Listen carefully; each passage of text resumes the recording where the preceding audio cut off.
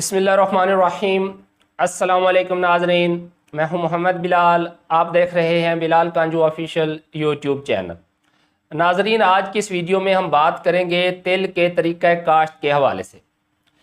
तिल छट्टे से भी काश्त किए जा सकते हैं, ड्रिल से भी किए जा सकते हैं और खेलियाँ भी बनाई जा सकती हैं। ये जो तरीक़ा काश्त है इसका गहरा ताल्लुक़ है ज़मीन के साथ और बारिशों के साथ। यानी अगर आपका ऐसा इलाका है जहाँ पर ज़मीन हल्की मैरा रेतली मैरा किस्म की है, पानी लगाएं तो 24 घंटे से पहले पहले पानी सारा जज़ब कर जाती है, पानी के वसाइल महदूद हैं, पूरे सीज़न में ज़्यादा से ज़्यादा 2 बारिशें हो जाएंगी या ज़्यादा से ज़्यादा 3 हो जाएंगी, तो वहाँ पर तो आप छट्टे से काश्त करें। हाँ, अगर आपकी ज़मीन है मैरा किस्म की या हल्की मैरा भी है तो यहाँ पर आप ड्रिल से भी काश्त कर सकते हैं। लेकिन जैसे ज़मीन भारी मैरा और पक्के वाट की होती है तो वहाँ पर फिर ना ही आपने ड्रिल काश्त करनी है, ना ही आपने छट्टे से काश्त करनी है। यहाँ पर है कि आपने खेलियों पर काश्त करनी है, पटड़ियाँ बना देनी है। अब इन तीनों तरीक़ों की तफसील मैं आपके साथ 1 बाय 1 शेयर करूँगा। अगर आप पहली दफ़ा मेरे चैनल पर आए हैं तो सब्सक्राइब करना ना भूलें, और वीडियो अगर आपको पसंद आए तो कम अज़ कम अपने मज़ीद जो करीबी दोस्त है जो तिल की काश्त कर रहे हैं उनको लाजमी शेयर कीजिएगा। आपकी ज़मीन है कच्चे वाट की, हल्की मैरा किस्म की, थोड़ी सी रेतली मैरा किस्म की, और आप छट्टे से काश्त करने जा रहे हैं या ड्रिल से काश्त करने जा रहे हैं, तो आपने डबल रौनी को तरजीह देनी है। अक्सर हमारे दोस्त इस बात पर अमल नहीं करते, लेकिन जहाँ पर दोस्त डबल रौनी के तरीके से काश्त करते हैं तो वहाँ पर जो शुरू में तिल के पौधे मरने का इशू आता है या फसल जो है वो ऐसे घुटी घुटी सी महसूस होती है, वो वाला अमल आपको नज़र नहीं आएगा। अब डबल रौनी क्या है कि जब आपने एक दफ़ा खेत को पानी लगाया, जब वो खेत पानी पी जाए, दोबारा वतर पर आ जाए, तो आपने फिर एक दफ़ा पानी लगा देना है भर के, तो ये हो जाएगी डबल रौनी। तो जो दूसरी दफ़ा आपने पानी लगाया, जब उसके वतर पर ज़मीन आए तो आपने ज़मीन तैयार करनी है। और जब भी आपने तिल की फसल काश्त करनी है, ज़मीन तर वतर हालत में तैयार करनी है, यानी वतर खुश्क नहीं होना चाहिए वरना उगाव कम होगा। अब बेशक आपने ड्रिल करनी है या छट्टा करना है, कोशिश करें कि जब आपने इसकी बुवाई करनी है तो आप 2 से 3 बजे के बाद ही काम शुरू करें, बल्कि बेहतर है कि आप असर के बाद शुरू करें, जब बाद में मौसम ठंडा हो। क्योंकि जब हम हल चला रहे होते हैं और बहुत ज़्यादा तीखी धूप होती है तो वतर उड़ रहा होता है, मॉइस्चर ज़ाय हो रहा होता है। यानी हमने असर के बाद ये वाला काम करना है। अगर बहुत ज़्यादा रकबा है तो 2:30-3 बजे आप शुरू कर सकते हैं कि आपने दोहरा हल और सुहागा लगाना है, उसके बाद आपने बीज का छटा करना है, उसके बाद हल्का हल और सुहागा लगा देना है। अब ये जो आप छट्टे से काश्त करेंगे इसमें कोशिश करें आप 2.5 किलो बीज इस्तेमाल करें और दोहरा छट्टा लगाएं, यानी आधे बीज को आपने एक दफ़ा मशरिक मगरिब छट्टा लगाना है और फिर आधे बीज को आप शुमालन जुनूबन छट्टा लगाएं। अब 2-2.5 किलो बीज को 2 हिस्सों में करके छट्टा लगाना कोई इतना आसान काम नहीं है, तो इसके साथ आप 6 से 8 किलोग्राम जो बारीक मट्टी हो वही खेत से ले लें, खुश्क मट्टी, उसे आप इसके अंदर मिक्स कर लें ताकि छट्टा लगाना आसान हो जाए। अब आपने करना क्या है कि जब आपने सुहागा लगाना है, यानी हल्का हल और सुहागा, जो आपने आखिरी हल्का हल और सुहागा लगाना है, उसके फ़ौरन पीछे पेंडीमेथिलीन 500 मिलीलीटर फी एकड़ के हिसाब से, अगर बहुत ज़्यादा रेतला रकबा है तो फिर स्प्रे ना करें। जो मैरा ज़मीन है ना, हल्की मैरा मैरा किस्म की, वहाँ पर ये कोशिश करें।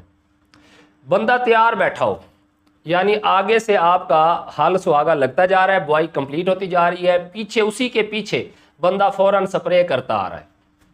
500 मिलीलीटर से ज़्यादा डोज आपने नहीं रखनी, 120 लीटर पानी इस्तेमाल करना है 1 एकड़ के अंदर।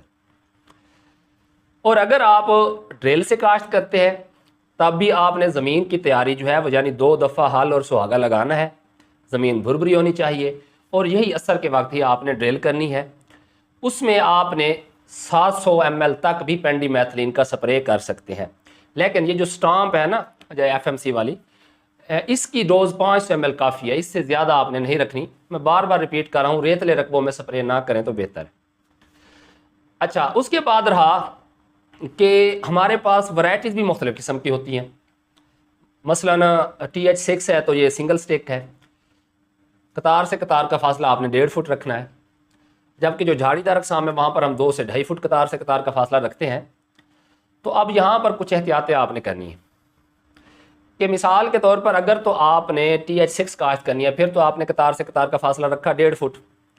उसके बाद अगर गोडी मुमकिन है तो कतारों में गोडी की जा सकती है। अगर 1-2 एकड़ है तो बेहतर है, आप जहरों के स्प्रे से बेहतर है आप गोडी करें, एक दफ़ा खुश्क गोडी करें पानी लगाने से पहले। उसके बाद जब आप पानी लगा लें तो ज़मीन वत्तर पर आए तो एक दफ़ा फिर गोडी कर लें, तो आपकी तेल की फसल बेहतरीन तैयार होगी। जबकि छट्टे में थोड़ा सा गोडी करना मुश्किल हो जाता है। हालांकि मैंने देखा है बहुत सारे दोस्तों को जो थोड़े पैमाने पर तेल काश्त करते हैं तो उसके अंदर भी गोडी की जा सकती है, लेकिन काफ़ी मुश्किल हो जाता है। तो वहाँ पर जो है फिर हमें मजबूरन स्प्रे भी करना पड़ता है। जैसे ये नयाब तेल 2016 है और नयाब पर्ल है, इनका फैलाव काफ़ी ज़्यादा होता है, तो इनके लिए कतार से कतार का फासला 2.5 फुट सिफारिश किया जाता है।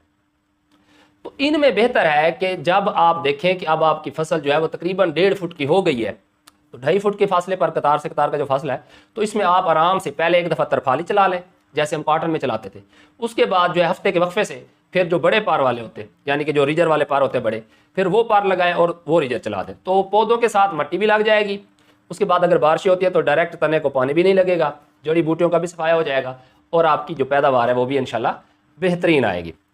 अब रहा जो तीसरा तरीका, जो कि ख़ासकर पक्के वाट की ज़मीनों में, भारी मैरा ज़मीनों में, वैसे तो ज़्यादा पक्के वाट की ज़मीनों में तेल काश्त करने नहीं चाहिए, तेल ज़्यादा अच्छे रहते हैं हल्की मैरा ज़मीनों के अंदर। तो जो पक्के वाट की ज़मीनें हैं या भारी मैरा किस्म की ज़मीनें हैं, वहाँ पर जब आपने तेल काश्त करने हैं तो इसमें आपने खुश्क ज़मीन तैयार की, 2 किलो बीज का छट्टा लगाया, थोड़ा सा बीज इसमें भी आप बढ़ा सकते हैं, ठीक। उसके बाद आपने 2.5 फुट से लेकर 3.5 फुट तक ये ज़मीनी साख्त पर मुनहसर है। अमूमन जो है वो हमारे दोस्त क्या करते हैं कि जो 2.5 फुट जो हम ये कपास वाला हमारा प्लांटर होता है जिससे हम पटड़ियाँ बनाते हैं 2.5 फुट वाला, ठीक है, तो क्या करते हैं छट्टा दिया, छट्टा देने के बाद उस रीजर के साथ 2.5 फुट के फासले पर जो है वो खेलियाँ निकाल दी। अगर तो कुछ दोस्तों के पास ऐसा होता है प्लांटर टाइप जो पीछे से प्रेस करता जाता है, फिर तो ज़रूरत नहीं है। अगर ऐसा नहीं है, ऊपर से मट्टी जो है ना वो ऐसे खुली पड़ी रहती है, तो फिर आपको हल्की सी सुहागी, कोई लकड़ी का लंबा सा बाला, ठीक है ना, ज़्यादा वजनी ना हो, वो पीछे बांध लेना चाहिए उस रीजर के पीछे, उस प्लांटर के पीछे, उस बेड मेकर के पीछे, ताकि वो हल्की हल्की मट्टी की तह जो है वो बीजों के ऊपर आती जाए।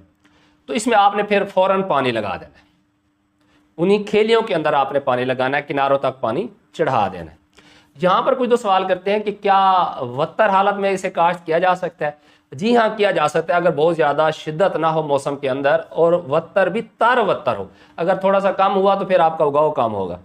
तो आप ज़मीन को तैयार करके वत्तर हालत में जैसे हम छट्टा देते हैं वैसे दे के यही 2.5 फुट के फासले के ऊपर आप जो है वो खालियाँ बना दें। उसके बाद 3-4 दिन बाद, तीसरे दिन चौथे दिन बाद आप जाके खेलियों में पानी लगा दें, यानी उस वक्त फ़ौरन बेशक आप पानी ना लगाएं, तो ऐसा भी किया जा सकता है। तो ये वाला जो तरीका है ना, इसका फ़ायदा ये होता है कि आपकी जो फसल है वो पटरियों के ऊपर रहती है। खेलियों के अंदर आप फर्टिगेशन कर सकते हैं खादों की, लेकिन यहाँ पर पानी का अगर इशू है तो फिर मसला बने, क्योंकि पानी बार बार आपको लगाना पड़ेगा।